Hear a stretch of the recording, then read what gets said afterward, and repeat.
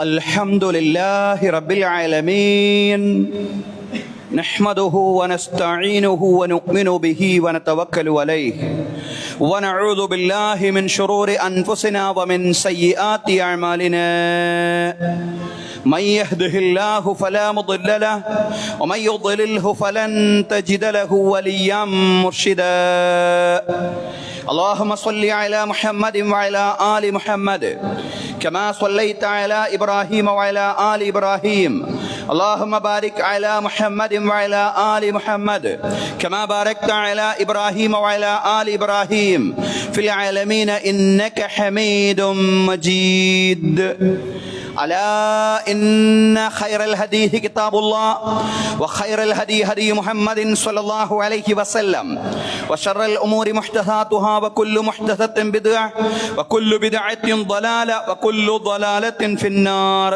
رب اشرح لي صدري ويسر لي أمري واحلل عقدة من لساني يفقهوا قولي أيها الناس أوصيكم وإياي أولا بتقوى الله يا أيها الذين آمنوا اتقوا الله حق تقاته ولا تموتن إلا وأنتم مسلمون أعوذ بالله من الشيطان الرجيم بسم الله الرحمن الرحيم إن الذين يكتمون ما أنزلنا من البينات والهدى من بعد ما بيناه للناس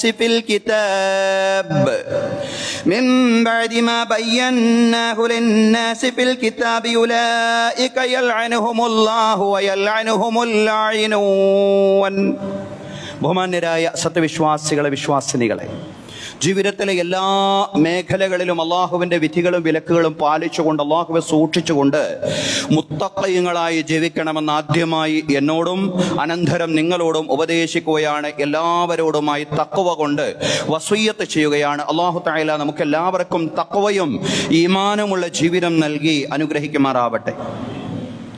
ബഹുമാന്യരായ സഹോദരങ്ങളെ, സഹോദരിമാരെ, നമുക്കേവർക്കും അറിയാവുന്നതുപോലെ വരുന്ന 9, 11 തീയതികളിൽ നമ്മുടെ സംസ്ഥാനത്തെ തദ്ദേശ സ്വയംഭരണ സ്ഥാപനങ്ങളിലേക്കുള്ള ലോക്കൽ ബോഡികളിലേക്കുള്ള തെരഞ്ഞെടുപ്പ് നടക്കുകയാണ്.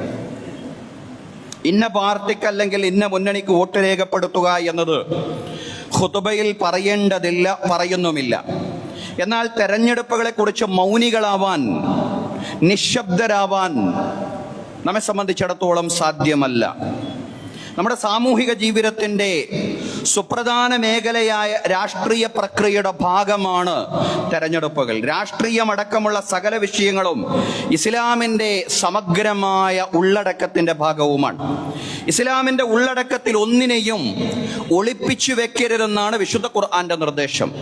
അതാണ് ഞാൻ തുടക്കത്തിൽ ഓതിവെച്ച സൂറ അൽ ബഖറയിലെ വചനം. അള്ളാഹു പറയാൻ, ഇന്നല്ലദീന യക്തുമൂന മാ അൻസൽനാ മിനൽ ബയ്യിനാതി വൽ ഹുദാ, നിശ്ചയം നാം ഇറക്കിയ വ്യക്തമായ മാർഗനിർദ്ദേശങ്ങളെയും സന്മാർഗത്തെയും ഒളിപ്പിച്ചു വെക്കുന്ന ആളുകൾ മിൻ ബഅദി മാ ബയ്യന്നാഹു ലിന്നാസി ഫിൽ കിതാബ്, അള്ളാഹുവിൻ്റെ ഗ്രന്ഥത്തിൽ അത് വളരെ കൃത്യമാക്കിയതിന് ശേഷം, വ്യക്തമാക്കിയതിന് ശേഷം അള്ളാഹു വ്യക്തമാക്കിയ കാര്യങ്ങൾ, അള്ളാഹു ഇറക്കിയ കാര്യങ്ങൾ ഒളിപ്പിച്ചു വെക്കുന്ന ആളുകൾ അവർ നല്ലവരല്ല. ഉലൈക യൽഅനുഹുമുല്ലാഹു വയൽഅനുഹുമുൽ ലാഇനൂൻ, അവർ അള്ളാഹുവിൻ്റെ ശാപത്തിനിരയാകുന്നവരാണ്. ശപിക്കുന്ന ആളുകൾ മുഴുവനും അവരെ ശപിച്ചുകൊണ്ടിരിക്കുകയാണ്.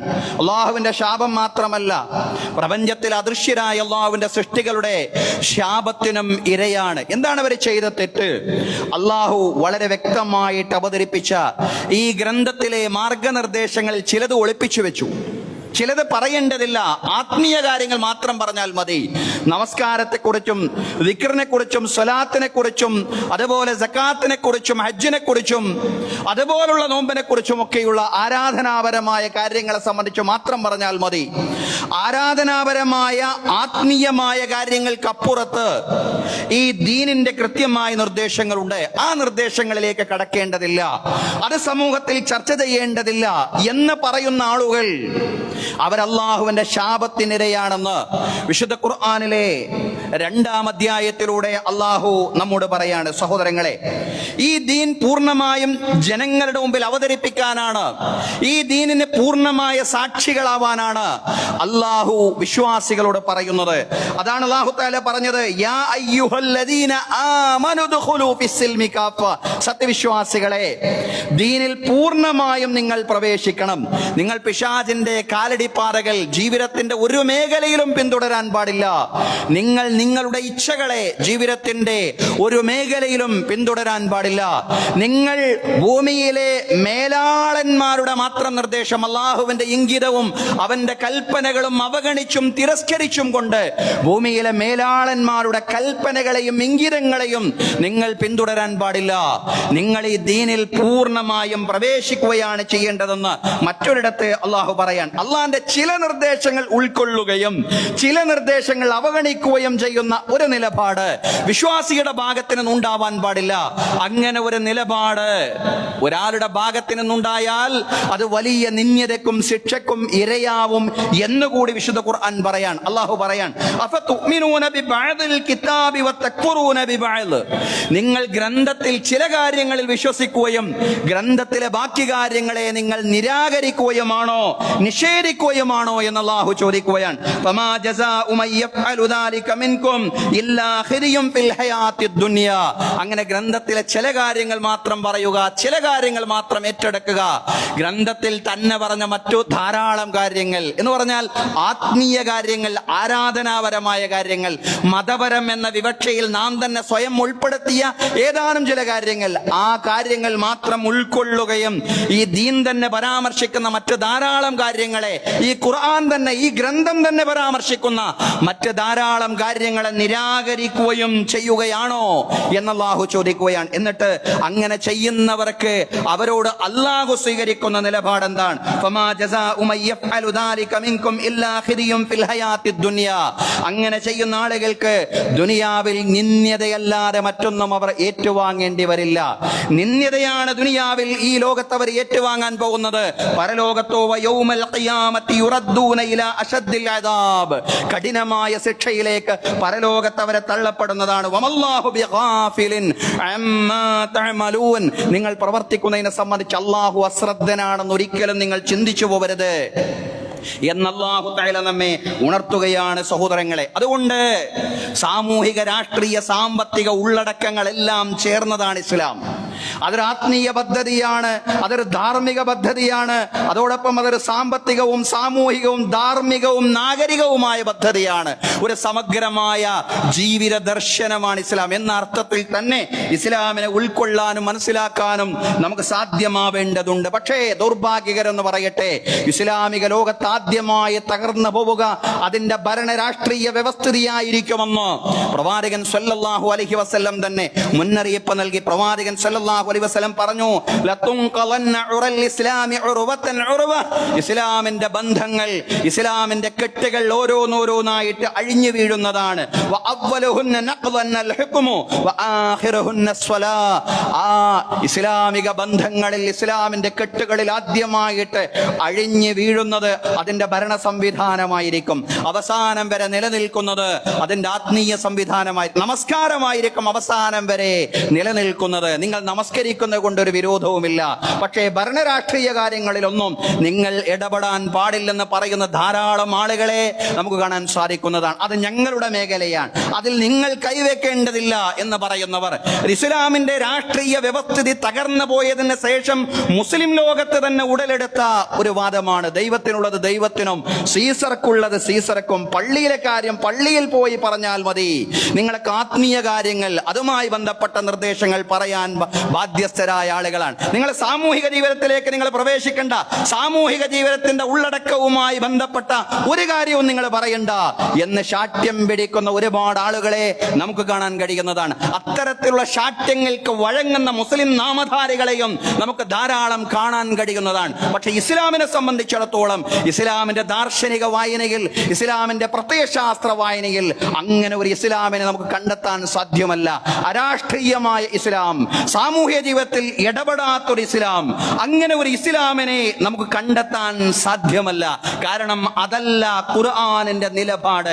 അതാണ് മേൽപ്പറഞ്ഞ വചനങ്ങളിലൂടെ നാം വിശദീകരിച്ചത്. ഗ്രന്ഥത്തിൽ പൂർണ്ണമായും ഉൾക്കൊള്ളുക, ഗ്രന്ഥത്തെ പൂർണ്ണമായും ഉൾക്കൊള്ളുകയും ഇസ്ലാമിൽ പൂർണ്ണമായും പ്രവേശിക്കുകയും അതിന്റെ വചനങ്ങളിൽ ചിലത് ഒളിപ്പിച്ചു വെക്കാതിരിക്കുകയും ചിലത് മാത്രം പറയുകയും ചെയ്യുന്ന നിലപാട് നിങ്ങൾക്കുണ്ടാവാൻ പാടില്ലെന്ന് കൃത്യമായി ധാരാളം വചനങ്ങളിലൂടെ അല്ലാഹു തആല ഉണർത്തിയ കാര്യമാണ് സഹോദരങ്ങളെ.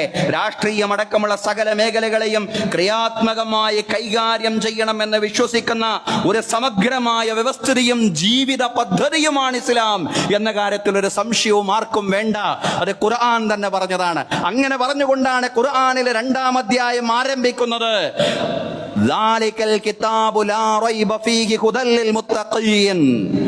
ആ ഗ്രന്ഥം മുത്തഖീങ്ങൾക്ക്, ദൈവഭക്തിയുള്ള ആളുകൾക്ക് അവരുടെ ജീവിതത്തിന്റെ നിഖില മേഖലകളിലും മാർഗദർശനമാണെന്ന കാര്യത്തിൽ ആർക്കും സംശയം വേണ്ട.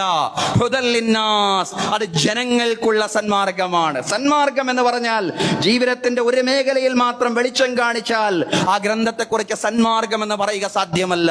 അതുകൊണ്ട് ആത്മീയ കാര്യങ്ങളിൽ, മതകാര്യങ്ങളിൽ മാത്രം വെളിച്ചം കാണിക്കുന്ന ഗ്രന്ഥത്തെ സംബന്ധിച്ച് ഹുദ എന്ന് പറയുക സാധ്യമല്ല. ഹുദ എന്ന് പറഞ്ഞാൽ മനുഷ്യജീവിതം എവിടെയൊക്കെ സ്പർശിക്കുന്നുണ്ടോ ആ മേഖലകളിലേക്കെല്ലാം കൃത്യമായ മാർഗനിർദ്ദേശങ്ങൾ നൽകുന്ന ഗ്രന്ഥം എന്നുള്ളതാണ്. അതുകൊണ്ടാണ് ഈ ഗ്രന്ഥം ഒരു ജീവിത പദ്ധതിയാണ് അവതരിപ്പിക്കുന്നത് എന്ന് പറയുന്നത്. അതിൽ ആത്മീയ കാര്യങ്ങൾ, അതിൽ ധാർമ്മിക കാര്യങ്ങൾ, അതിൽ സാമൂഹ്യ കാര്യങ്ങൾ, അതിൽ സാംസ്കാരിക വിഷയങ്ങൾ, അതിൽ സാമ്പത്തിക വിഷയങ്ങൾ, അതിൽ രാഷ്ട്രീയ കാര്യങ്ങൾ അടക്കമുള്ള ദേശീയ അന്തർദേശീയ മേഖലകളിലേക്കുള്ള അടിസ്ഥാനങ്ങളെല്ലാം പ്രതിപാദിച്ചിട്ടുള്ള ഗ്രന്ഥമാണ് യഥാർത്ഥത്തിൽ അല്ലാഹുവിന്റെ ഗ്രന്ഥം എന്ന് പറയുന്നത്. ആ ഗ്രന്ഥത്തിന് പൂർണ്ണതയുണ്ട്, ആ ഗ്രന്ഥത്തിന് വ്യക്തതയുണ്ട്. വനസ്സൽനാ അലൈക്കൽ കിതാബ തിബിയാനൻ ലികുല്ലി ഷൈ. പ്രവാചകരെ, ഈ ഗ്രന്ഥം നാം നിങ്ങൾക്ക് അവതരിപ്പിച്ചു തന്നിട്ടുള്ളത് എല്ലാറ്റിനുമുള്ള വിശദീകരണമായിട്ടാണ്. ഈ ഗ്രന്ഥം സമഗ്രമായ ഉള്ളടക്കമുള്ള ഗ്രന്ഥമാണ്. ഈ ഗ്രന്ഥത്തിൽ മനുഷ്യ ജീവിതത്തിൽ സംഭവിച്ച് പോകാവുന്ന മുഴുവൻ കാര്യങ്ങളും എഴുതിയിട്ടുണ്ട്, പറഞ്ഞിട്ടുണ്ട് എന്നല്ല പറഞ്ഞതിന്റെ അർത്ഥം. മറിച്ച് മനുഷ്യ ജീവിതത്തിന്റെ എല്ലാ മേഖലകളിലും അടിസ്ഥാനപരമായി പരിഗണിക്കേണ്ടുന്ന മാർഗനിർദ്ദേശങ്ങൾ ഈ ഗ്രന്ഥത്തിൽ ഉണ്ടെന്നതാണ്. ഈ ഗ്രന്ഥം സമഗ്രമാണ്, ഈ ഗ്രന്ഥം സമ്പൂർണമാണ് എന്ന് പറഞ്ഞതിന്റെ വിവക്ഷയെന്ന് നമ്മൾ മനസ്സിലാക്കേണ്ടതുണ്ട് സഹോദരങ്ങളെ.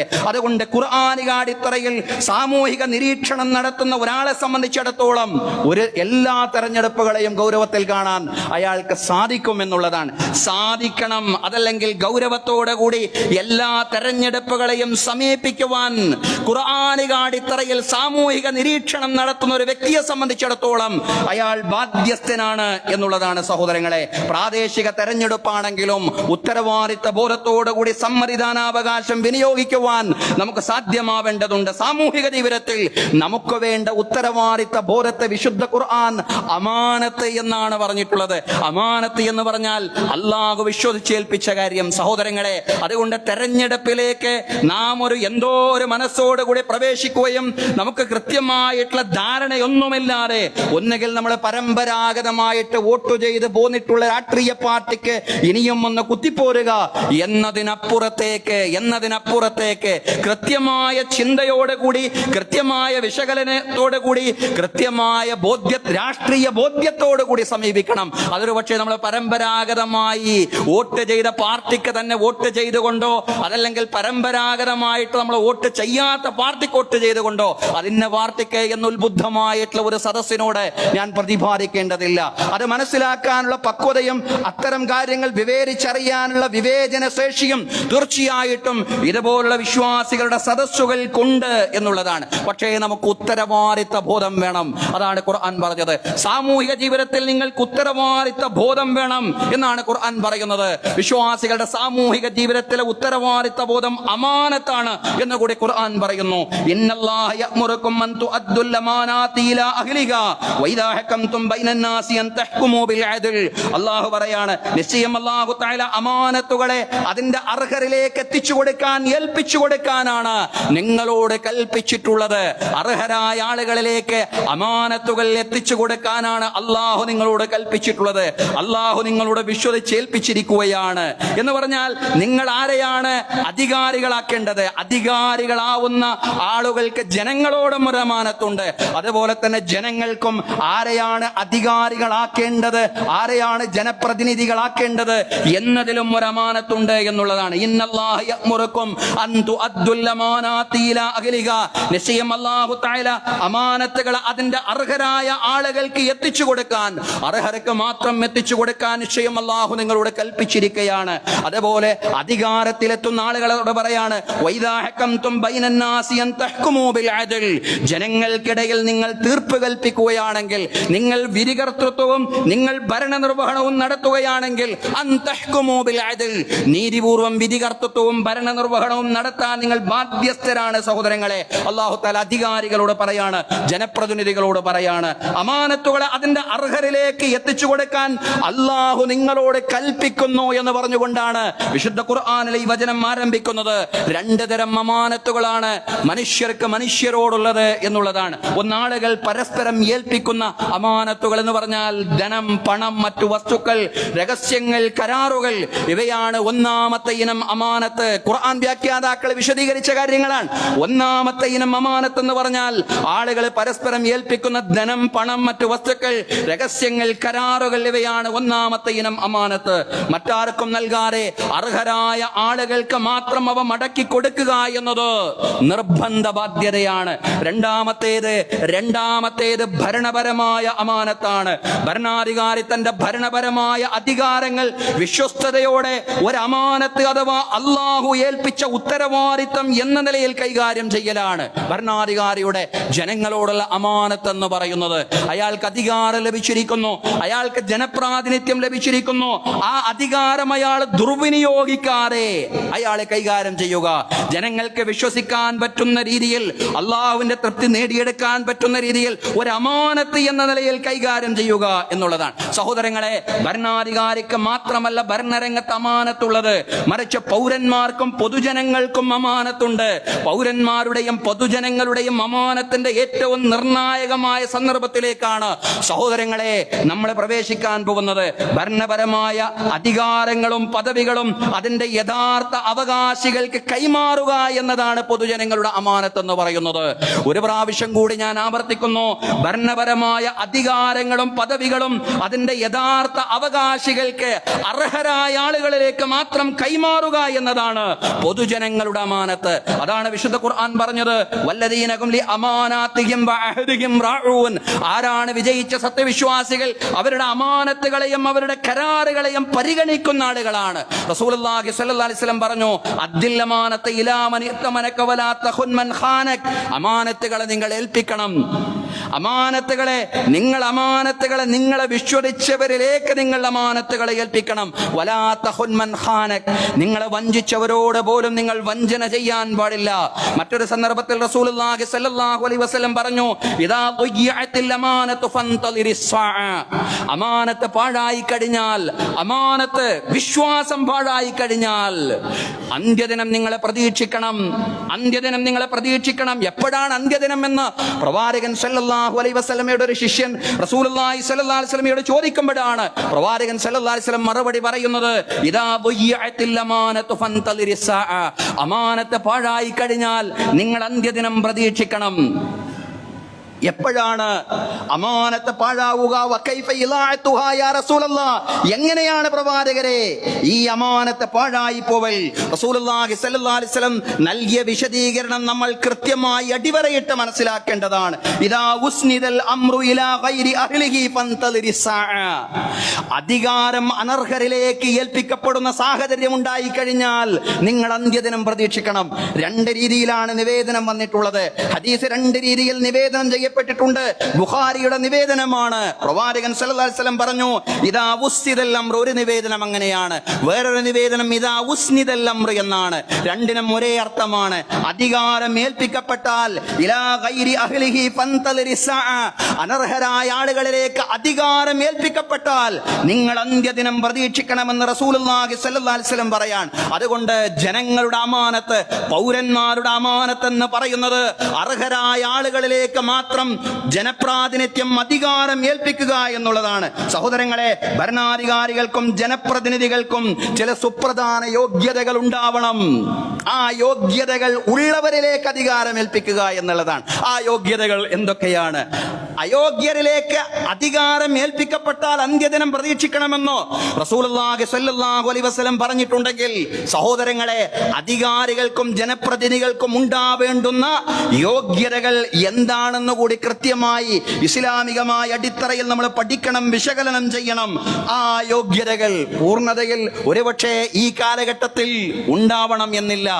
നമ്മൾ ചില സ്ഥാനാർത്ഥികളെ നമ്മളൊന്ന് സൂക്ഷ്മ പരിശോധന നടത്തുമ്പോൾ മുഴുവൻ സ്ഥാനാർത്ഥികളും ഒരു കണക്കാണ് എന്ന രീതിയിലൊക്കെ ആളുകൾ പറയാറുണ്ട്. കാരണം മനുഷ്യരാണ്, മനുഷ്യരിൽ ഒരുപാട് ചാബല്യങ്ങളും ദൗർബല്യങ്ങളും ഒക്കെ ഉണ്ടാകും. പ്രത്യേകിച്ചും കാലഘട്ടം അങ്ങനെ മുന്നോട്ട് പോകും തോറും അങ്ങനെയുള്ള ദൗർബല്യങ്ങൾ കൂടി വരാനുള്ള സാധ്യത കൂടുതലാണ്. അതുകൊണ്ട് താരതമ്യേന മെച്ചപ്പെട്ടവർ, നമ്മൾ പറയാൻ പോകുന്ന യോഗ്യതകളിൽ താരതമ്യേന മെച്ചപ്പെട്ടവരെ മാത്രമേ നമുക്ക് തെരഞ്ഞെടുക്കാൻ സാധിക്കുകയുള്ളൂ എന്നുള്ളതാണ്. അതുകൊണ്ട് എല്ലാവരും കണക്കാണ്, ഞാൻ വോട്ട് ചെയ്യാൻ പോകുന്നില്ല, ഞാൻ സമ്മതിദാനം വിനിയോഗിക്കുന്നില്ല എന്ന് പറയാനും യഥാർത്ഥത്തിൽ നമുക്ക് കഴിയില്ല എന്നുള്ളതാണ്. എന്നും എന്ന നിലപാടും നമ്മൾ സ്വീകരിച്ചേക്കരുത് എന്നുള്ളതാണ്. ഇത് നമ്മുടെ പൗരത്വത്തിന്റെ ഭാഗമാണ്, നമ്മുടെ വോട്ടവകാശം എന്ന് പറയുന്നത്. വിശേഷിച്ചും പൗരത്വം ചോദ്യം ചെയ്യപ്പെട്ടുകൊണ്ടിരിക്കുന്ന, പല വെല്ലുവിളികൾക്കും ഇരയായിക്കൊണ്ടിരിക്കുന്ന പുതിയ കാലത്ത് വിശേഷിച്ചും നമ്മുടെ സമ്മതിദാനാവകാശം വിനിയോഗിക്കുക എന്ന് പറയുന്നത് വളരെ ഗൗരവപ്പെട്ട കാര്യമാണെന്ന് കൂടി നമ്മൾ മനസ്സിലാക്കണം. അതോടൊപ്പം അർഹരായ ആളുകൾ ആരാണ്, അവകാശപ്പെട്ട ആളുകൾ ആരാണ്, കൃത്യമായ പഠനവും നിരീക്ഷണവും മനനവും അന്വേഷണവും താരതമ്യവും എല്ലാം നടത്തണം. അങ്ങനെ താരതമ്യം ചെയ്തുകൊണ്ട് തന്നെ മുൻഗണന നൽകുകയും വേണം. ആ യോഗ്യതകളിൽ ഒന്നാമത്തേത് വിശ്വസ്തതയാണ്. പല ആളുകളും, സ്ഥാനാർത്ഥികൾ പല കരാറുകളും നൽകും, പക്ഷേ ആ കരാറുകൾ പാലിക്കില്ല. അങ്ങനെ കരാറ് പാലിക്കാത്ത ഒരു സ്വഭാവമുള്ള ഒരാളെ അധികാരിയായി, ജനപ്രതിനിധിയാക്കി, ഭരണാധികാരിയാക്കി കൊണ്ടുവരേണ്ടതില്ല, കൊണ്ടുവരാൻ പാടില്ല എന്നുള്ളതാണ്. വിശ്വസ്തതയുള്ള ആളാവണം, അഴിമതിരഹിത കാഴ്ചപ്പാടുകൾ ഉള്ളയാളാവണം, സാമ്പത്തിക കൃത്രിമത്വങ്ങളുടെ ചരിത്രമില്ലാത്തയാളാവണം. അഴിമതിരാഹിത്യത്തിന്റെ ചരിത്രമുള്ള, സാമ്പത്തിക കൃത്രിമത്വങ്ങളുടെ ചരിത്രമില്ലാത്തവരെ, വിശ്വസ്തരായ ആളുകളെ തെരഞ്ഞെടുക്കുക എന്നതാണ് ഒന്നാമത്തെ കാര്യം. ഒന്നാമത്തെ യോഗ്യത എന്ന് പറയുന്നത് അഴിമതിരാഹിത്യവും അതുപോലെ തന്നെ സാമ്പത്തിക കുറ്റകൃത്യങ്ങളില്ലാത്ത ജീവിതവുമാണ്. അങ്ങനെയുള്ളവരെ തെരഞ്ഞെടുക്കുക എന്നുള്ളതാണ്. അതാണ് പ്രവാചകൻ സല്ലല്ലാഹു അലൈഹി വസല്ലം പറഞ്ഞത്, മനിസ്തഅമല്ലാഹു മിൻകും അലാ അമലിൻ, ഞാൻ നിങ്ങളെ ഒരു ഉത്തരവാദിത്തം ഏൽപ്പിച്ചു, നിങ്ങളെ ഒരു ഉത്തരവാദിത്തം ഏൽപ്പിക്കപ്പെട്ടു, ഭരണകൂടത്തിന്റെ ഒരു ഉത്തരവാദിത്തം.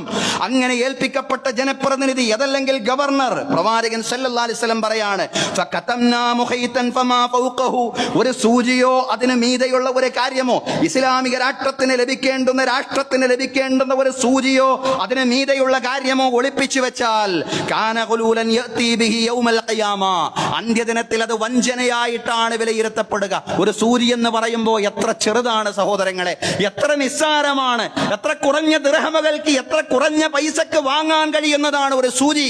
പക്ഷേ പ്രവാചകൻ സല്ലല്ലാഹു അലൈഹി വസല്ലം പറഞ്ഞു, ഒരു സൂചിയാണ് നിങ്ങൾക്കായി ഒളിപ്പിച്ചു വെച്ചതെങ്കിലും അത് നാളെ അന്ത്യദിനത്തിൽ വഞ്ചനയായിട്ടാണ് പരിഗണിക്കപ്പെടുക. ഇത് കേട്ടപ്പോൾ കറുത്ത നിറമുള്ള അൻസ്വാരി സ്വഹാബി എഴുന്നേറ്റ് നിന്നു. ഒരു സ്വഹാബി എഴുന്നേറ്റ് നിന്നുകൊണ്ട് പ്രവാചകൻ സല്ലല്ലാഹു അലൈഹി വസല്ലമയോട് പറയാണ്, അല്ലാഹുവിന്റെ പ്രവാചകരെ, ഇഖ്ബൽ അന്നി അമലക്, ഈ ചുമതല എന്നിൽ നിന്ന് താങ്കൾ ഏറ്റെടുത്താലും എനിക്ക് ഈ ചുമതല വേണ്ട, അങ്ങനെ ഏൽപ്പിച്ചിട്ടുള്ള ഈ ചുമതല എനിക്ക് വേണ്ട. വമാലക്, റസൂലുള്ളാഹി സ്വല്ലല്ലാഹു അലൈഹി വസല്ലം ചോദിച്ചു, താങ്കൾക്ക് എന്തു പറ്റി?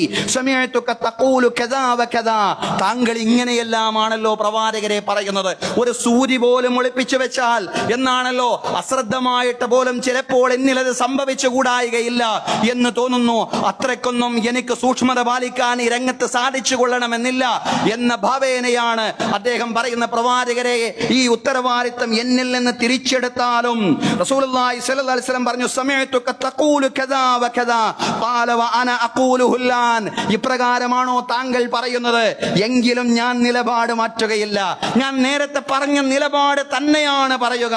എന്താണ് നിലപാട്? മനിസ്തഅമല്ലാഹു മിൻകും അലാ അമലിൻ ഫല്ലജീഉ ബിഖലീലിഹി വകസീരിഹി, ഞാൻ നിങ്ങളെ ഒരു ഉത്തരവാദിത്തം ഏൽപ്പിച്ചു, ആ ഉത്തരവാദിത്തം ഏൽപ്പിക്കപ്പെട്ടയാൾ രാഷ്ട്രത്തിന് ലഭിക്കേണ്ടുന്ന കുറഞ്ഞതും കൂടിയതുമായ മുഴുവൻ കാര്യങ്ങളും രാഷ്ട്രത്തിന് തന്നെ നൽകേണ്ടതുണ്ട്. ഫമാ ഉത്തിയ മിൻഹു അഖദ വമാ നുഹിയ അൻഹു ഇൻതഹ. അയാൾക്ക് ശമ്പളമായിട്ട് ലഭിക്കുന്നത്, രാഷ്ട്രത്തിൽ നിന്നും അയാൾക്ക് ശമ്പളമായിട്ട് ലഭിക്കുന്നത് അയാൾക്ക് സ്വീകരിക്കാവുന്നതാണ്. പക്ഷേ അതിനപ്പുറത്തുള്ളത് അയാൾ വിലക്കപ്പെട്ട കാര്യങ്ങളാണ്, അതയാൾ എടുക്കാൻ പാടില്ല. അതിൽ നിന്ന് അയാൾ അകന്ന് നിൽക്കണം. സഹോദരങ്ങളെ, വിശ്വസ്തനായിരിക്കണം ചുമതല ഏൽപ്പിക്കപ്പെടുന്നയാൾ എന്നതാണ് പഠിപ്പിക്കപ്പെട്ട ഒന്നാമത്തെ കാര്യമെന്ന് പറയുന്നത്.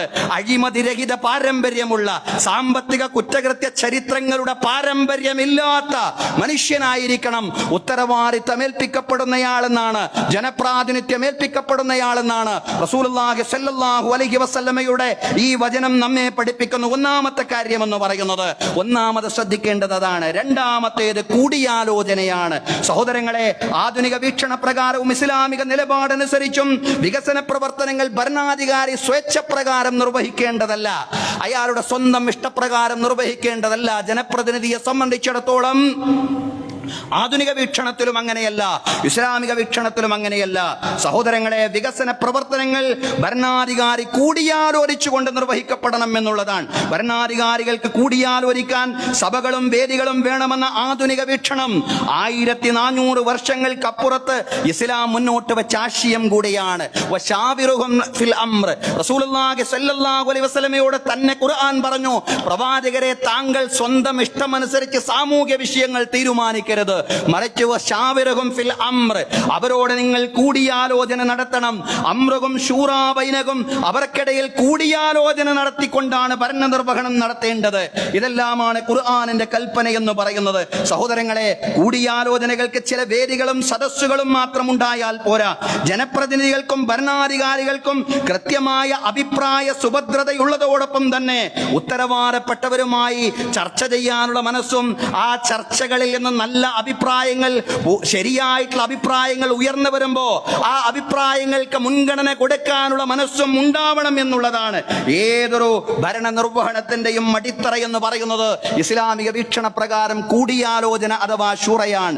കൂടിയാലോചനയിലൂടെ പരസ്പര സഹകരണത്തോടുകൂടെയും അതുപോലെ തന്നെ ജനങ്ങളുടെ പങ്കാളിത്തത്തോടുകൂടെയുമുള്ള, ജനപങ്കാളിത്തത്തോടുകൂടെയുള്ള ഭരണ നിർവഹണം സാധ്യമാവണം എന്ന് 1400 വർഷങ്ങൾക്ക് മുമ്പ് ഖുർആൻ പഠിപ്പിച്ചിരിക്കുകയാണ്. അംറുഹും ശൂറാ ബൈനഹും വശാവിറുഹും ഫിൽ അംർ എന്നിത്യാദിയുള്ള ഖുർആനിക കൽപ്പനകളിലൂടെ പ്രവാചകരെ, അവരുടെ കാര്യം, അവരുടെ ഭരണ നിർവഹണം അവർക്കിടയിൽ കൂടിയാലോചന നടത്തിക്കൊണ്ടാണ് താങ്കൾ നിർവഹിക്കേണ്ടത്. സഹോദരങ്ങളെ, അതുകൊണ്ട് നല്ല അഭിപ്രായവും അതുപോലെ തന്നെ കമാൻഡിംഗ് പവറുമെല്ലാം ഉള്ളതോടൊപ്പം തന്നെ ജനപ്രതിനിധികളുടെ അഭിപ്രായങ്ങൾ ആരായാൻ മനസ്സുള്ളവനാകണം ഭരണാധികാരി. അതാണ് ശ്രദ്ധിക്കേണ്ടത്. അങ്ങനെ ഏകാധിപത്യപരമായ ശൈലിയിൽ ഭരണം നിർവഹിക്കാത്ത, ജനങ്ങളോട് കൃത്യമായ അഭിപ്രായം ആരാഞ്ഞുകൊണ്ട്, അതല്ലെങ്കിൽ ജനങ്ങൾ തെരഞ്ഞെടുത്തിട്ടുള്ള ജനപ്രതിനിധികളോട് അഭിപ്രായം ആരാഞ്ഞുകൊണ്ട് അധികാര നിർവഹണം നടത്തുന്ന ആ മനസ്സുള്ള ആളുകളെ തെരഞ്ഞെടുക്കുക എന്നുള്ളതാണ്. ഇസ്ലാമിന്റെ അടിത്തറയിൽ അങ്ങനെ നമുക്ക് പറയാൻ സാധിക്കൂ എന്നുള്ളതാണ്. കാരണം ഇസ്ലാമിലെ ചിന്താ പ്രസ്ഥാനങ്ങൾ അഥവാ മദ്ഹബുകൾക്ക് വികാസമുണ്ടായത് പോലും കൂടിയാലോചനയിലൂടെയാണ്. ഓരോ ഇമാമുമാരും അവരുടേതായിട്ടുള്ള അഭിപ്രായങ്ങൾ എഴുതി വെച്ചുകൊണ്ട് അത് ക്രോഡീകരിക്കുകയായിരുന്നില്ല, മറിച്ച് അവരവരുടെ ശിഷ്യന്മാരുമായിട്ട് കൂടിയാലോചന നടത്തി എന്നുള്ളതാണ്. ഇമാം അബൂ ഹനീഫ റഹ്മത്തുള്ളാഹി അലൈഹിയുടെ മദ്ഹബാണ് ഹനഫി മദ്ഹബ് എന്ന് പറയുന്നത്. പക്ഷേ ഇമാം അബൂ ഹനീഫയുടെ അഭിപ്രായം മാത്രമല്ല ഹനഫി മദ്ഹബ് എന്ന് പറയുന്നത്, മറിച്ച് ഇമാം അബൂ യൂസുഫ്, ഇമാം മുഹമ്മദ് ബിൻ ഹസൻ ഷൈബാനി അടക്കമുള്ള അദ്ദേഹത്തിന്റെ ധാരാളം ശിഷ്യഗണങ്ങളുമായിട്ട് കൂടിയാലോചിച്ച് കിതാബിന്റെയും സുന്നത്തിന്റെയും അടിത്തറയിൽ ക്രോഡീകരിച്ചു വെച്ചതാണ് ഹനഫി മദ്ഹബ് എന്ന് പറയുന്നത്. കൂടിയാലോചന ഇസ്ലാമിലെ മതപരമായിട്ടുള്ള ചിന്താ പ്രസ്ഥാനങ്ങളിൽ പോലും അതിന്റെ വികാസത്തിന് കൂടിയാലോചന വേണമെന്നാണ് ഇസ്ലാം പഠിപ്പിക്കുന്ന പാഠമെങ്കിൽ തീർച്ചയായിട്ടും സാമൂഹിക രാഷ്ട്രീയ മണ്ഡലങ്ങളിൽ കൂടിയാലോചനയ്ക്ക് ശൂറയ്ക്ക് വലിയ പ്രാധാന്യമുണ്ട്. അതുകൊണ്ട് സഹോദരങ്ങളെ, സ്വേച്ഛാധിപതികളും ഏകാധിപതികളുമെല്ലാം വർദ്ധിച്ചു വരുന്ന ഈ കാലത്ത് സ്വേച്ഛാധിപത്യ പ്രവണതയുള്ളവരെ അകറ്റി നിർത്തുകയും ജനാധിപത്യത്തിനും ഉൾപാർട്ടി ജനാധിപത്യത്തിനും പ്രാമുഖ്യം കൊടുക്കുന്നവർക്ക് മുൻഗണന നൽകുക കൊടുക്കുകയും ചെയ്യുക എന്നതാണ് നാം മേൽപ്പറഞ്ഞതിന്റെ ആധുനിക ഭാഷ്യമെന്ന് പറയുന്നത്. സഹോദരങ്ങളെ, കൂടിയാലോചനയ്ക്ക് പ്രാധാന്യം കൊടുക്കുന്നവർക്ക്, അതിന് പ്രാമുഖ്യം കൊടുക്കുന്നവർക്ക് നമ്മളും മുൻഗണന നൽകുക എന്നുള്ളതാണ്. ഭരണാധികാരിക്കുണ്ടാവേണ്ടുന്ന മൂന്നാമത്തെ യോഗ്യത നീതിബോധമാണ്. സ്വജനപക്ഷപാതമില്ലാതെ സ്വജനപക്ഷപാതങ്ങളില്ലാതെ വികസന പ്രവർത്തനങ്ങൾക്ക് നേതൃത്വം കൊടുക്കുന്ന ജനപ്രതിനിധികളെയാണ് തെരഞ്ഞെടുക്കേണ്ടത് എന്നുള്ളതാണ്. നീതിബോധമുള്ള ജനപ്രതിനിധികളെയാണ് തെരഞ്ഞെടുക്കേണ്ടത്. എല്ലാവരോടും ഒരേ മനസ്സോടുകൂടി പെരുമാറുന്ന, ജാതിമത സങ്കുചിതത്വങ്ങളില്ലാതെ, കക്ഷി രാഷ്ട്രീയ ഭേദങ്ങളില്ലാതെ എല്ലാവരിലും നീതി നടപ്പിലാക്കുകയും എല്ലാവർക്കും വികസനം അതിന്റെ അർഹരായ ആളുകളിലേക്ക് കൃത്യമായി യാതൊരു പക്ഷപാതിത്വവുമില്ലാതെ എത്തിച്ചു കൊടുക്കുകയും ചെയ്യുന്ന ആളുകൾ, അവരാണ് നീതിബോധമുള്ള ആളുകൾ. നീതിബോധമുള്ളവരെ നിങ്ങൾ തെരഞ്ഞെടുക്കണമെന്നാണ്. അതാണ് ഖുർആന്റെ ആഹ്വാനം. യാ അയ്യുഹല്ലദീന ആമനൂ കൂനൂ ഖവ്വാമീന ബിൽ ഖിസ്തി ശുഹദാ ലില്ലാഹ്. ഖുർആൻ പറയാണ്, യാ അയ്യുഹല്ലദീന ആമനൂ, സത്യവിശ്വാസികളെ, കൂനൂ ഖവ്വാമീന ബിൽ ഖിസ്തി ശുഹദാ ലില്ലാഹ്, നിങ്ങൾ അല്ലാഹുവിനെ സാക്ഷ്യം വഹിക്കുന്നവരാവണം, നിങ്ങൾ നീതിക്ക് വേണ്ടി നിലകൊള്ളുന്നവരാവണം. വലൗ അലാ അൻഫുസികും വബിൽ വാലിദൈനി വൽ അഖറബീൻ, നിങ്ങൾക്കും നിങ്ങളുടെ മാതാപിതാക്കൾക്കും നിങ്ങളുടെ ബന്ധുമിത്രാദികൾക്കും എതിരാണെങ്കിൽ പോലും നിങ്ങൾ നീതിയുടെ പക്ഷത്ത് നിൽക്കണം എന്നുള്ളതാണ്. അതുകൊണ്ട് നീതിബോധത്തോടുകൂടി വികസന പ്രവർത്തനങ്ങൾക്ക് നേതൃത്വം കൊടുക്കുന്ന ആളുകൾക്ക് നമ്മളും മുൻഗണന നൽകുക എന്നുള്ളതാണ്. വികസനത്തിന്റെ ഗുണഫലങ്ങൾ നീതിപൂർവം ആവർത്തിച്ചു പറയുന്നു. ജാതിമത സങ്കുചിതത്വങ്ങളില്ലാതെ, കക്ഷി രാഷ്ട്രീയ ഭേദങ്ങളില്ലാതെ അർഹരിലേക്ക് എത്തിച്ചു കൊടുക്കാൻ പ്രാപ്തിയും മനസ്സുമുള്ളവരെയാണ് ജനപ്രതിനിധികളും അധികാരികളുമാക്കേണ്ടത്. നീതിയാണ് സഹോദരങ്ങളെ പ്രധാനമായിട്ടുള്ള കാര്യമെന്ന് പറയുന്നത്. പ്രത്യേകിച്ചും സാമൂഹിക വിഷയങ്ങളിൽ, രാഷ്ട്രീയ വിഷയങ്ങളിൽ ഒരു മഹാൻ പറഞ്ഞ വചനം ഇപ്രകാരമാണ്. ഒരു മഹാൻ വിശദീകരിക്കുകയാണ്. അദ്ദേഹം പറയുകയാണ്, നീതിയുള്ള ഏത് ഭരണകൂടവും നിലനിൽക്കും, നീതിയുള്ള ഏത് ഭരണകൂടവും നിലനിൽക്കും, അത് മുസ്ലിങ്ങളുടെ ഭരണകൂടമല്ലെങ്കിൽ പോലും, മുസ്ലിങ്ങളുടെ ഭരണകൂടമല്ലെങ്കിൽ പോലും നീതിയുള്ള ഭരണകൂടങ്ങൾ നിലനിൽക്കും എന്നുള്ളതാണ്. നീതിയില്ലാത്തൊരു ഭരണകൂടവും നിലനിൽക്കില്ല, അത് മുസ്ലിങ്ങളുടെ ഭരണകൂടമാണെങ്കിൽ പോലും. സഹോദരങ്ങളെ, അങ്ങനെയാണ്. അതാണ് നീതിയോടുള്ള ഇസ്ലാമിന്റെ നിലപാടെന്ന് പറയുന്നത്. അതുകൊണ്ട് കക്ഷി രാഷ്ട്രീയ, അതുപോലെ തന്നെ ജാതിമത സങ്കുചിതത്വങ്ങളില്ലാതെ എല്ലാവരിലും നീതിപൂർവ്വം വികസന പ്രവർത്തനങ്ങൾ, എല്ലാവർക്കും വികസന പ്രവർത്തനങ്ങളുടെ ഗുണഭോക്താക്കളായി എല്ലാവരെയും ഒരേ മനസ്സോടുകൂടി കാണുകയും അതോടെ വികസന പ്രവർത്തനങ്ങളെ യാതൊരു സങ്കുചിതത്വവുമില്ലാതെ അർഹരായ ആളുകളിലേക്ക് എത്തിച്ചു കൊടുക്കുകയും ചെയ്യുന്നവർക്ക് മുൻഗണന നൽകുക എന്നുള്ളതാണ്. നാലാമത് ഏറ്റവും സുപ്രധാനമായ കാര്യമാണ്. വിശേഷിച്ചും നമ്മുടേതുപോലുള്ള പ്രദേശങ്ങളിൽ അതിന് വളരെ ഗൗരവമുണ്ട്. ലോക്കൽ ബോഡികളിലേക്കുള്ള തെരഞ്ഞെടുപ്പാണെങ്കിലും വംശീയതയും ഫാസത്തെയും രാഷ്ട്രീയമായി പ്രതിരോധിക്കാനുള്ള ജാഗ്രത നമുക്ക് എപ്പോഴും വേണം. ഫാസത്തെയും അതുപോലെ വംശീയതയും വർഗീയതയും എല്ലാം രാഷ്ട്രീയമായി പ്രതിരോധിക്കാനുള്ള ജാഗ്രത എപ്പോഴും വേണം എന്നുള്ളതാണ്. വംശീയ പ്രത്യയശാസ്ത്രങ്ങൾക്ക് മുന്നേറ്റം ഉണ്ടാകുന്ന ഒരു സാഹചര്യം ഉണ്ടാവാൻ പാടില്ല. റസൂലുള്ളാഹി സ്വല്ലല്ലാഹി അലൈഹി വസല്ലം പറഞ്ഞു, ലൈസ മിന്നാ മൻ ദആ ഇലൽ അസബിയ്യ വലൈസ മിന്നാ മൻ ഖാതല അലാ അസബിയ്യ വലൈസ മിന്നാ മൻ മാത അലാ അസബിയ്യ. വർഗീയതയിലേക്ക് ക്ഷണിക്കുന്നവൻ നമ്മിൽപ്പെട്ടവനല്ല, വർഗീയതയുടെ അടിത്തറയിൽ നിന്നുകൊണ്ട് യുദ്ധം ചെയ്യുന്നവൻ, പോരാടുന്നവൻ നമ്മിൽപ്പെട്ടവനല്ല, അതുപോലെ തന്നെ വർഗീയതയ്ക്ക് വേണ്ടി മരിക്കുന്നവനും നമ്മിൽപ്പെട്ടവനല്ല. വംശീയതയെ അതിന്റെ എല്ലാ മുഖങ്ങളോടെയും എതിർത്ത പ്രസ്ഥാനമാണ്, പ്രത്യയശാസ്ത്രമാണ് ഇസ്ലാം എന്ന് പറയുന്നത്. അതിനെ ഉൾക്കൊള്ളാൻ കഴിയില്ല എന്നുള്ളത് അത് മുസ്ലിങ്ങൾക്ക് എതിരായി എന്നതുകൊണ്ട് മാത്രമല്ല, എല്ലാ അർത്ഥത്തിലും എല്ലാത്തരം വംശീയതയും എതിർക്കുക എന്നുള്ളതാണ്. വംശീയതയിലേക്ക് ക്ഷണിക്കുന്നവൻ നമ്മിൽപ്പെട്ടവനല്ല, വംശീയതയുടെ പേരിൽ പോരടിക്കുന്നവൻ നമ്മിൽപ്പെട്ടവനല്ല, വംശീയതയുടെ പേരിൽ മരിക്കുന്നവനും നമ്മിൽപ്പെട്ടവനല്ലെന്നാണ് റസൂലുള്ളാഹി സ്വല്ലല്ലാഹി അലൈഹി വസല്ലം പറഞ്ഞത്. സഹോദരങ്ങളെ, ഫാസിസ്റ്റ് ഭരണകൂടം ദേശീയ തലത്തിൽ അതിന്റെ വംശീയ അജണ്ടകൾ കൃത്യമായി നടപ്പിലാക്കിക്കൊണ്ടിരിക്കുന്ന ഒരു പുതിയ ഇന്ത്യൻ സാഹചര്യത്തിലൂടെയാണ് നാം മുന്നോട്ട് പോയിക്കൊണ്ടിരിക്കുന്നത്. രാജ്യത്തെ ന്യൂനപക്ഷങ്ങൾ, വിശേഷിച്ചും മുസ്ലിങ്ങൾ, വലിയ പ്രയാസങ്ങൾക്കിരയായിക്കൊണ്ടിരിക്കുന്നു എന്നുള്ളതാണ്. പൗരത്വ നിയമ ഭേദഗതി, വഖഫ് നിയമ ഭേദഗതി, SIR അടക്കമുള്ള നിരവധി കാര്യങ്ങൾ മുസ്ലിങ്ങളെ അരക്ഷിതരാക്കുന്നു എന്ന് വിലയിരുത്തുന്നവരെ നമുക്ക് കുറ്റപ്പെടുത്താൻ കഴിയാത്ത ഒരു സാഹചര്യമാണ് രാജ്യത്ത് നിലവിലുള്ളത് എന്നുള്ളതാണ്. ഇവിടെ വംശീയ ബോധം പേറുന്നവർ അധികാരത്തിലെത്തിപ്പെടാതിരിക്കാനുള്ള ജാഗ്രതയും മതേതര വോട്ടുകൾ ഭിന്നിക്കാതിരിക്കാനുള്ള കരുതലും നമുക്കുണ്ടാവണം എന്നുള്ളതാണ്. ഒന്നുകൂടി ആവർത്തിച്ചു പറയുന്നു, നാലാമതായിട്ട് നമുക്കുണ്ടാവേണ്ടുന്ന ജാഗ്രത എന്ന് പറയുന്നത് വംശീയ ബോധം പേറുന്നവർ അധികാരത്തിലെത്തിപ്പെടാതിരിക്കാനുള്ള ജാഗ്രതയും മതേതര വോട്ടുകൾ ഭിന്നിച്ചു പോകാതിരിക്കാനുള്ള ജാഗ്രതയുമാണ്. ജനപ്രതിനിധികൾക്കുണ്ടാവേണ്ടുന്ന 4 യോഗ്യതകളാണ് ഇന്നത്തെ ഖുത്ബയിൽ ഇസ്ലാമിക അടിത്തറയിൽ നാം വിശദീകരിച്ചത്. അതിലൊന്നാമത്തെ കാര്യം, അഴിമതിക്കാരനോ സാമ്പത്തിക കുറ്റകൃത്യങ്ങളുടെ ചരിത്രമുള്ളവനോ ആകാതിരിക്കുക. അതോടൊപ്പം തന്നെ വാഗ്ദാന ലംഘനം നടത്തുന്നയാളാവാതിരിക്കുക. രണ്ടാമതായിട്ട് മനസ്സിലാക്കേണ്ടത് അഭിപ്രായ സുഭദ്രതയോടൊപ്പം തന്നെ വികസന കാര്യങ്ങളിൽ അങ്ങേയറ്റം കൂടിയാലോചന മനസ്സുള്ളയാളായിരിക്കുക. അതാണ് രണ്ടാമത് ശ്രദ്ധിക്കേണ്ട കാര്യം. മൂന്നാമത്തേത് വികസനത്തിന്റെ ഗുണഫലങ്ങൾ ജാതിമത കക്ഷി രാഷ്ട്രീയ ചിന്തകൾക്ക് അതീതമായി അർഹരിലേക്ക് നീതിപൂർവം വിതരണം ചെയ്യാൻ പ്രാപ്തിയുള്ള മനുഷ്യനായിരിക്കുക, അതിന് മനസ്സുള്ള മനുഷ്യനായിരിക്കുക. നാലാമത് വേണ്ടത് മതേതര വോട്ടുകൾ ഭിന്നിക്കാതിരിക്കാനുള്ള അതീവ ജാഗ്രതയാണ്. അതുകൊണ്ട് സഹോദരങ്ങളെ, ആരും വോട്ടെടുപ്പിൽ നിന്ന് മാറി നിൽക്കാതെ മേൽപ്പറഞ്ഞ ജാഗ്രതകളോടെ കരുതലോടെ ലോക്കൽ ബോഡികളിലേക്കുള്ള സമ്മതിദാനാവകാശം വിനിയോഗിക്കുക. നാഥൻ നമുക്ക് തൗഫീഖ് നൽകി അനുഗ്രഹിക്കുമാറാവട്ടെ. എല്ലാ പ്രദേശങ്ങളിലും കൂടുതൽ മതേതര ബോധമുള്ള ആളുകളും അതുപോലെ തന്നെ വികസന കാര്യങ്ങളിൽ കൂടുതൽ ശ്രദ്ധിക്കുന്ന അഴിമതി രഹിതരായിട്ടുള്ള ജനപ്രതിനിധികളും അധികാരത്തിലേക്ക് വരാൻ നാഥൻ തൗഫീഖ് നൽകി അനുഗ്രഹിക്കുമാറാവട്ടെ. അഖൂലു ഖൗലി ഹാദാ വ അസ്തഗ്ഫിറുല്ലാഹ ലീ വലക്കും. ഇന്നല്ലാഹ വ മലായികതഹു യുസല്ലൂന അലൻ നബി യാ അയ്യുഹല്ലദീന ആമനൂ സ്വല്ലൂ അലൈഹി വസല്ലിമൂ തസ്ലീമാ.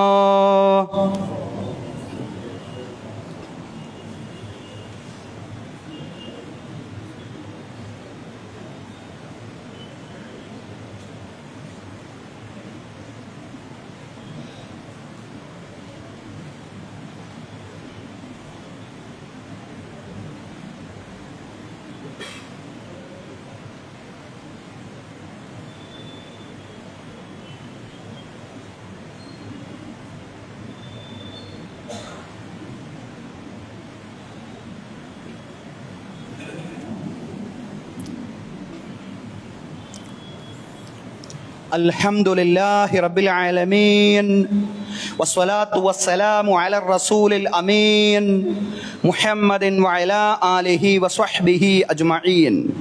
അയ്യുഹന്നാസ് ഉസീകും വഇയ്യായ താനിയം ബിതഖ്വല്ലാഹ്. അഊദു ബില്ലാഹി മിനശ് ശൈത്വാനിർ റജീം. ബിസ്മില്ലാഹിർ റഹ്മാനിർ റഹീം. يا أيها الذين آمنوا اتقوا الله حق تقاته ولا تموتن إلا وأنتم مسلمون. ബഹുമാന്യരായ സത്യവിശ്വാസികളെ, വിശ്വാസിനികളെ, ജീവിതത്തിന്റെ എല്ലാ മേഖലകളിലും അള്ളാഹുവിന്റെ വിധികളും വിലക്കുകളും പാലിച്ചുകൊണ്ട് അള്ളാഹുവെ സൂക്ഷിച്ചുകൊണ്ട് മുത്തഖീങ്ങളായി ജീവിക്കണമെന്ന് ഒരിക്കൽ കൂടി എന്നോടെന്ന പോലെ നിങ്ങളോടും ഉപദേശിക്കുകയാണ്. എല്ലാവരോടുമായി തഖ്വ കൊണ്ട് വസിയ്യത്ത് ചെയ്യുകയാണ്. അള്ളാഹു തആല നമുക്ക് എല്ലാവർക്കും തഖ്വയും ഈമാനുമുള്ള ജീവിതം നൽകി അനുഗ്രഹിക്കുമാറാവട്ടെ. അള്ളാഹു നമ്മെ ഇവിടെ ഒരുമിച്ച് കൂട്ടിയതുപോലെ നാളെ അവന്റെ നിരവധി അനുഗ്രഹങ്ങൾ നിറഞ്ഞ ജന്നാത്തുൽ ഫിർദൗസിലും ഒരുമിച്ച് കൂട്ടുമാറാവട്ടെ. ബഹുമാന്യരായ സഹോദരങ്ങൾ, ഒരു കാര്യം പ്രത്യേകമായിട്ട് ഉണർത്താനുണ്ട്.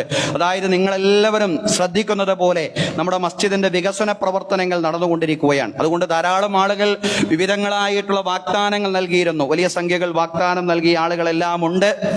എന്നാൽ പോലും നമുക്ക് ഇനിയും പണം ആവശ്യമാണ്. അതുകൊണ്ട് സഹോദരങ്ങളെ, എല്ലാവരും വളരെ സജീവമായിട്ട് തന്നെ സാമ്പത്തികമായി വിഷയത്തിൽ കൂടുതൽ ഉദാരരാവാൻ പ്രത്യേകം ശ്രദ്ധിക്കേണ്ടതുണ്ട്. നിങ്ങളുടെ ഭാഗത്തുള്ള സംഭാവനകൾ ഇനിയും നമ്മുടെ പരിപാലന സമിതി, വിശേഷിച്ച് നമ്മുടെ വികസനവുമായി ബന്ധപ്പെട്ട പ്രത്യേക സമിതി ആവശ്യപ്പെടുന്നുണ്ട്, അതല്ലെങ്കിൽ ആഗ്രഹിക്കുന്നുണ്ട് എന്നുള്ളതാണ്. കാരണം നമ്മൾ ഉദ്ദേശിച്ച രീതിയിൽ ഭംഗിയായി അതുപോലെ തന്നെ പൂർണ്ണതയിൽ നമ്മുടെ പള്ളിയുടെ വികസനം അത് പൂർത്തീകരിക്കപ്പെടണമെങ്കിൽ തീർച്ചയായിട്ടും ഇനിയും സംഖ്യ ആവശ്യമാണ്. അതുകൊണ്ട് ഉദാരമായി നമ്മുടെ മസ്ജിദ് വികസന ഫണ്ടിലേക്ക് സംഭാവനകൾ അർപ്പിക്കണമെന്ന് പ്രത്യേകമായി ഉണർത്തുന്നു.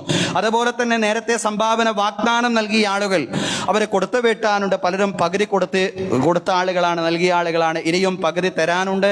അതുകൊണ്ട് തന്നെ നമുക്ക് നമ്മുടെ പണികൾ പൂർത്തീകരിക്കാൻ പണം അത്യാവശ്യമായിട്ടുള്ള ഒരു സാഹചര്യമാണ് നിലനിൽക്കുന്നത്. അതുകൊണ്ട് വാഗ്ദാനം നൽകിയിട്ടുള്ള ആളുകൾ അവരുടെ ബുദ്ധിമുട്ട് കൊണ്ടാണ് അവർക്ക്, അതല്ലെങ്കിൽ അവരുടെ സാമ്പത്തിക പ്രയാസങ്ങൾ കൊണ്ടും തിരക്കുകൊണ്ടും ഒക്കെ ആയിരിക്കാം അവർക്കത് പൂർത്തീകരിക്കാൻ സാധിക്കാത്തത്. ഏതായാലും ആ ഒരു പ്രയാസങ്ങളൊക്കെ നമ്മൾ മനസ്സിലാക്കുന്നു. അതോടൊപ്പം തന്നെ നമ്മുടെ മസ്ജിദ് നമ്മുടെ കൂട്ടായ യത്നത്തിലൂടെ മാത്രമേ നമുക്കതിൻ്റെ വികസനം പൂർത്തീകരിക്കാൻ സാധിക്കുകയുള്ളൂ. അതുകൊണ്ട് വാഗ്ദാനം നൽകിയിട്ടുള്ള മുഴുവൻ സംഖ്യയും വൈകാതെ തന്നെ ഏൽപ്പിക്കണമെന്ന് പ്രത്യേകമായിട്ട് ഉണർത്തുകയാണ്. അല്ലാഹു തആല എന്തെല്ലാം ഉദ്ദേശങ്ങളോട് കൂടിയാണോ, എന്തെല്ലാം മുറാദുകളോട് കൂടെയും എന്തെല്ലാം നിയ്യാത്തുകളോട് കൂടെയുമാണോ നമ്മൾ സംഭാവനകൾ അർപ്പിക്കുന്നത്, ആ നിയ്യാത്തുകളെ, ആ മുറാദുകളെ, ആ ഉദ്ദേശ ലക്ഷ്യങ്ങളെ അല്ലാഹു നമ്മിൽ നിന്ന് സഫലീകരിച്ചു തരുമാറാവട്ടെ. അതുപോലെ തന്നെ നമ്മുടെ ഈ മസ്ജിദിന്റെ വികസന പ്രവർത്തനം വളരെ ഭംഗിയായി കാലതാമസമില്ലാതെ പൂർത്തിയാക്കാൻ നാഥൻ തൗഫീഖ് നൽകി അനുഗ്രഹിക്കുമാറാവട്ടെ. അല്ലാഹു നമ്മിൽ നിന്ന് മരണപ്പെട്ടു പോയി നമ്മുടെ മാതാപിതാക്കൾ, ബന്ധുമിത്രാദികൾ, അയൽവാസികൾ, സഹോദരങ്ങൾ അവർക്ക് എല്ലാവർക്കും മഗ്ഫിറത്തും റഹ്മത്തും പ്രദാനം ചെയ്യുമാറാവട്ടെ. അതുപോലെ തന്നെ നമ്മുടെ സംഭാവനകളുടെ പ്രതിഫലം അല്ലാഹു തആല നമ്മിൽ നിന്ന് മരണപ്പെട്ടു പോയവരിലേക്ക് പ്രത്യേകം എത്തിച്ചു കൊടുക്കുമാറാവട്ടെ. അല്ലാഹു അവരുടെ ബർസഖി ജീവിതം വിശാലമാക്കി കൊടുക്കുമാറാവട്ടെ. അല്ലാഹു അവരുടെ ഖബർ ജീവിതം കണ്ണെത്താ ദൂരത്തോളം വിശാലമാക്കി കൊടുക്കുമാറാവട്ടെ. അല്ലാഹു അവന്റെ അർശിന്റെ രാജസിംഹാസനത്തിന്റെ നിഴൽ നേടിയെടുക്കുന്നവരിൽ അവരെയും നമ്മയും ഉൾപ്പെടുത്തി അനുഗ്രഹിക്കുമാറാവട്ടെ. വലത് കൈയിൽ ഗ്രന്ഥം നേടിയെടുക്കുന്നവരുടെ കൂട്ടത്തിലും റസൂലുള്ളാഹി സ്വല്ലല്ലാഹു അലൈഹി വസല്ലമയുടെ ശഫാഅത്തുൽ ഉലമായുടെ ഭാഗമാവുന്നവരിലും റസൂലുള്ളാഹി സ്വല്ലല്ലാഹു അലൈഹി വസല്ലമയുടെ കരങ്ങളിൽ നിന്ന് ഹൗലുൽ കൗസറിന്റെ മഹത്തായ പാനീയം വാങ്ങിച്ചു കുടിക്കുന്നവരിലും സിറാത്തിലൂടെ മിന്നൽ വേഗത്തിൽ പ്രയാണം ചെയ്യുന്നവരിലും റബ്ബ് തആല നമ്മെ എല്ലാവരെയും നമ്മോട് ബന്ധപ്പെട്ടവരെയും ഉൾപ്പെടുത്തി അനുഗ്രഹിക്കുമാറാവട്ടെ. ഫിർദൗസിൽ പ്രവാചകന്മാരോടൊപ്പം സുദ്ദീഖുകളോടൊപ്പം ശുഹദാക്കളോടൊപ്പം സാലിഹീങ്ങളോടൊപ്പം മാതാപിതാക്കളോടൊപ്പം മക്കളോടൊപ്പം കുടുംബാംഗങ്ങളോടൊപ്പം ബന്ധുമിത്രാദികളോടൊപ്പം ശാശ്വതമായി സംഗമിക്കുവാൻ നാഥൻ നമുക്കും നമ്മോട് ബന്ധപ്പെട്ടവർക്കും നമ്മിൽ നിന്ന് മരണപ്പെട്ടു പോയവർക്കും തൗഫീഖ് നൽകി അനുഗ്രഹിക്കുമാറാവട്ടെ. നമ്മുടെ ഭാര്യാ സന്താനങ്ങളിൽ അല്ലാഹു കൺകുളിർമ പ്രദാനം ചെയ്യുമാറാവട്ടെ. നമ്മുടെ മക്കൾ അല്ലാഹു തആല സജ്ജനങ്ങളാക്കി മാറ്റുമാറാവട്ടെ. നമ്മുടെ മക്കൾക്ക് അല്ലാഹു തഖ്വയും ഈമാനും വർദ്ധിപ്പിക്കുമാറാവട്ടെ. നമ്മുടെ മുതിർന്ന പൗരന്മാർ, നമ്മുടെ മാതാപിതാക്കൾക്ക് അല്ലാഹു തആല ആരോഗ്യത്തോടു കൂടിയുള്ള ദീർഘായുസ്സ് നൽകി അനുഗ്രഹിക്കുമാറാവട്ടെ. ആശുപത്രികളിൽ കഴിഞ്ഞുകൂടുന്നവർ, അതുപോലെ തന്നെ വീടുകളിൽ അവശരായ അവസ്ഥയിൽ കഴിഞ്ഞുകൂടുന്ന നമ്മുടെ മാതാപിതാക്കൾ അല്ലാഹു തആല അവരുടെ എല്ലാ രോഗങ്ങളെയും നീക്കി കൊടുക്കുമാറാവട്ടെ. അല്ലാഹു തആല ഷിഫാഉൻ കാമിൽ അല്ലാഹു തആല അവർക്ക് പ്രദാനം ചെയ്യുമാറാവട്ടെ. പൂർണ്ണമായ ശമനം അല്ലാഹു തആല നമ്മുടെ മുതിർന്ന പൗരന്മാർക്ക്, നമ്മുടെ മാതാപിതാക്കൾക്ക് അല്ലാഹു പ്രദാനം ചെയ്യുമാറാവട്ടെ. അല്ലാഹുവേ, ഞങ്ങളുടെ പ്രാർത്ഥന നീ സ്വീകരിക്കണമേ റബ്ബേ. അല്ലാഹുവേ, ഞങ്ങളുടെ കൃഷിയിൽ, ഞങ്ങളുടെ കച്ചവടത്തിൽ, ഞങ്ങളുടെ ഉദ്യോഗ വരുമാന മാർഗങ്ങളിൽ ഖൈറും ബറക്കത്തും നന്മയും സമൃദ്ധിയും പ്രദാനം ചെയ്യണമേ റബ്ബേ. അല്ലാഹുവേ, അപകട മരണങ്ങളിൽ നിന്ന്, പെട്ടെന്നുള്ള മരണങ്ങളിൽ നിന്ന്, മാരകമായ രോഗങ്ങളിൽ നിന്ന്, മറ്റെല്ലാ പ്രയാസങ്ങളിൽ നിന്നും, അതുപോലെ കടങ്ങളിൽ നിന്ന്, സാമ്പത്തിക ബാധ്യതകളിൽ നിന്ന് ഞങ്ങളെ രക്ഷപ്പെടുത്തണമേ റബ്ബേ. അല്ലാഹുവേ, സാമ്പത്തിക ബാധ്യതകളിൽ ഞങ്ങളുടെ പിരടികളെ നീ മോചിപ്പിക്കണമേ തമ്പുരാനെ. അല്ലാ, ഞങ്ങളെ നീ കേൾക്കണമേ റബ്ബേ. പടച്ചവനെ, നിന്നിലേക്ക് അല്ലാ എന്ന് വിളിച്ചുകൊണ്ട് കയ്യുയർത്താൻ കോടാനക്കോടി അടിമകൾ നിനക്കുണ്ട്. പടച്ചവനെ, ഞങ്ങൾക്ക് അല്ലാ എന്ന് വിളിക്കാൻ ഉടമസ്ഥനായി, റബ്ബായി, നാഥനായി നീ മാത്രമേ ഉള്ളൂ. പടച്ചവനെ, ഞങ്ങളുടെ എല്ലാ സതുദ്ദേശങ്ങളെയും നീ സഫലീകരിച്ച് തരയണമേ തമ്പുരാനെ. അല്ലാഹുവേ, ഫലസ്തീൻ മക്കളെ നീ സഹായിക്കണമേ റബ്ബേ. അല്ലാഹുവേ, ഗസയിലെ കുഞ്ഞുങ്ങളെ, സ്ത്രീകളെ എല്ലാ പ്രയാസങ്ങളിൽ നിന്നും, ബുദ്ധിമുട്ടുകളിൽ നിന്നും, വെള്ളക്കെട്ട്, പ്രളയം, എല്ലാ ബുദ്ധിമുട്ടുകളിൽ നിന്നും പടച്ച തമ്പുരാനെ ഗസ നിവാസികളെ നീ പ്രത്യേകം രക്ഷപ്പെടുത്തി അനുഗ്രഹിക്കണമേ തമ്പുരാനെ. اللهم ارض عن ابي بكر وعمر وعثمان وعلي وعن بقيه الصحابه والصحابيه كلهم اجمعين. اللهم اغفر للمؤمنين والمؤمنات والمسلمين والمسلمات الاحياء منهم والاموات انك مجيب الدعوات يا قاضي الحاجات. اللهم اجرنا من النار، اللهم اجرنا من النار، اللهم اجرنا من النار. اللهم لا تعذبنا بالنار ولا تجعلنا من حطب النار انها بئس الدار وبئس المثوى وبئس القرار. اللهم لا تجعل في قلوبنا غلا للذين آمنوا ربنا إنك أنت رؤوف رحيم. ربنا آتنا في الدنيا حسنة وفي الآخرة حسنة وقنا عذاب النار. وصلى الله على سيدنا محمد وعلى آله وصحبه أجمعين والحمد لله رب العالمين.